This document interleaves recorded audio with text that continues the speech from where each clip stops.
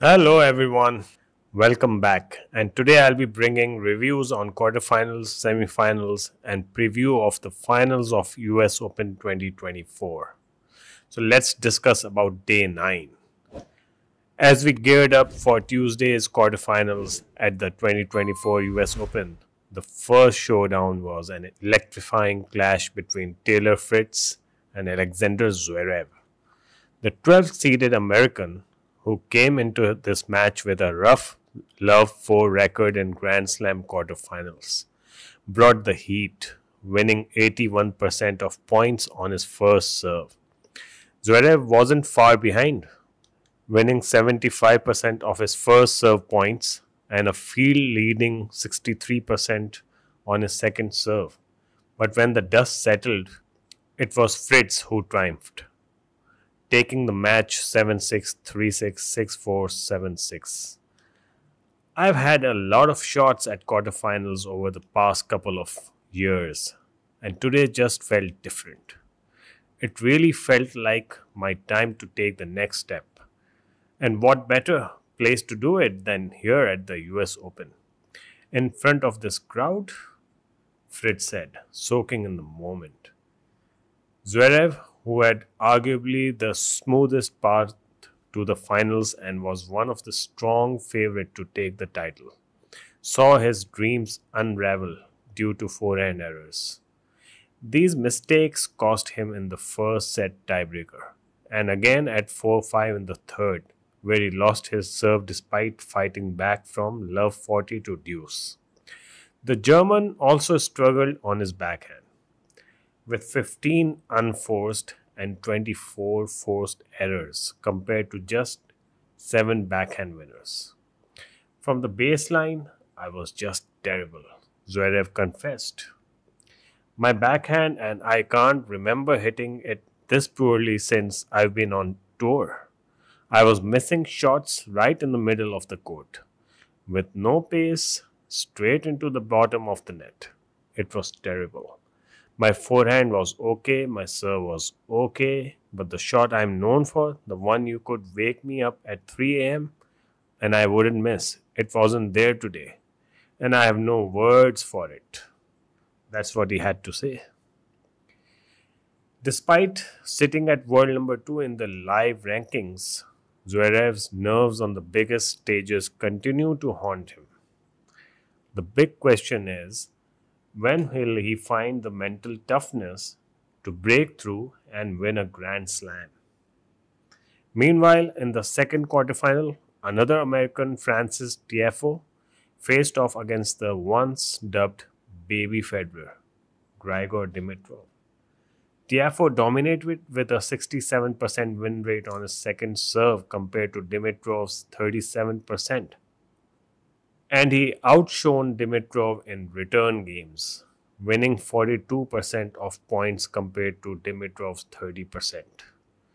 These factors were crucial in Tiafoe's victory, but the match took an unfortunate turn. Late in the third set, Dimitrov's movement noticeably deteriorated due to what appeared to be a leg issue. A physio was called at the end of the set, which Dimitrov had lost, and he left the court for treatment. Despite his best efforts to continue, Dimitrov eventually had to retire after 3 hours and 4 minutes of intense play. Obviously, it's not the way I wanted to get through, but I'm happy to advance, Tiafoe said after the match, sharing a warm moment with Dimitrov. It was a really high level match. I liked where I was at in the third regardless, but of course, I didn't want it to end like that, Tiafoe added. This marks Dimitrov's second retirement at a Grand Slam this season, following his exit against Daniil Medvedev in the fourth round at Wimbledon due to a groin injury. Here's hoping Grigor bounces back quickly. With the quarterfinals wrapped up, we've got an all-American semi-final showdown set between Taylor Fritz and Francis Tiafoe. It's the first all-American men's major semi since Andre Agassi and Robbie Ginepri squared off at the 2005 US Open. Fritz leads the head-to-head 6-1, with Tiafoe's lone victory coming at the 2016 Indian Wells Masters. This epic clash guarantees that an American will reach the men's singles Grand Slam final for the first time since Andy Roddick's run at Wimbledon in 2009. Bring on the semis, we can't wait. So, in day 10, to conclude the second half of the quarterfinal clashes, Jack Draper faced off Alex de Minaur. The British lefty delivered a powerful performance, firing 11 aces and showcasing high speed, topspin, heavy ground strokes to secure a straight sets victory over the promising de Minaur. Draper has yet to drop a set in the entire tournament, now leading with 15 consecutive sets, surpassing the 14-set streak of the 2021 women's champion Ima Raducanu. Draper won 72% of his net points compared to de Minaur's 57% and dominated on his first serve, winning 84% of points versus de Minaur's 67%. It's amazing, honestly. To be out here for my first match on the biggest court in the world, it's a dream come true, said Draper in his on court interview. He is the first British man to reach the semifinals in New York since Andy Murray's 2012 title run. Draper also becomes just the fourth British man to reach the semifinals of the US Open in the men's singles. I feel the best fitness wise that I've been in a long time, and I think that's where Alex has usually had an edge over me. I also think he was maybe struggling a bit today, which might have helped me, but credit to Alex. He is an amazing fighter and an unbelievable player. We're going to have many more battles, Draper added. Despite the 6-3, 7-5, 6-2 loss, de Minaur took away more positives than negatives. He had been recovering from a hip injury suffered at Wimbledon, which forced him to withdraw from his quarterfinal meeting with Novak Djokovic and kept him sidelined from competition until now. I'd rather focus on the progress I've made in the last 6 or 7 weeks instead of dwelling on what just happened.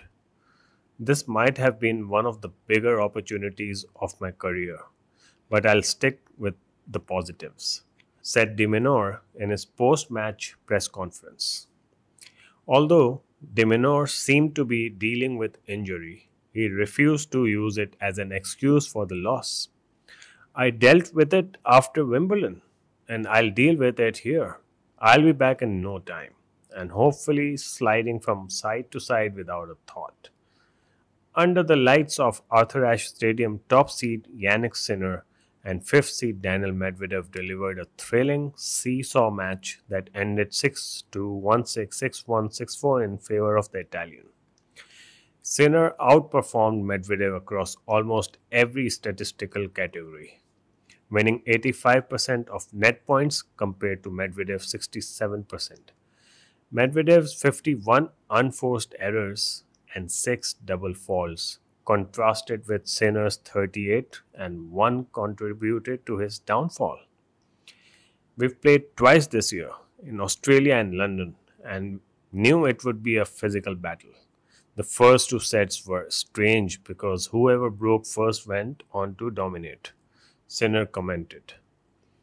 With this victory, Sinner, who now has 21 Grand Slam wins this season, becomes the first man born in the 1990s or 2000s to reach the semifinals at all 4 Grand Slam events in a single season and the youngest man to do so since Novak Djokovic.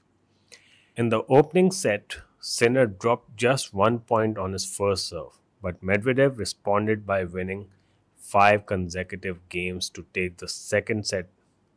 Sinner quickly regained control, winning the match and extending his winning streak to 9 matches.